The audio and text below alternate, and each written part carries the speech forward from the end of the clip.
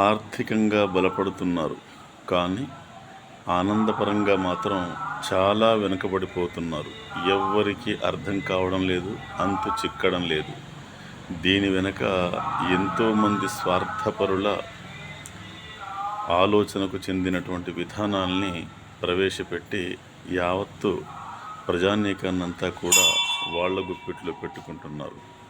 ఎవరి కుల వృత్తిని వాళ్ళు చేసుకోండి, ఎవరికి వారు స్వతంత్రంగా బ్రతికే ప్రయత్నం చేయండి.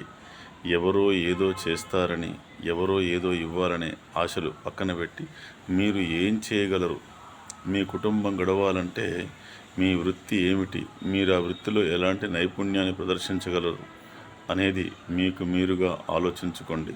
భార్య, భర్త, పిల్లలు, బంధువులందరూ క్షేమంగా సంతోషంగా ఉండాలంటే ఏ విధమైనటువంటి విధానాన్ని ఆచరిస్తే బాగుంటుందో తెలుసుకోండి. కానీ బయటి వాళ్ళని ఆశించ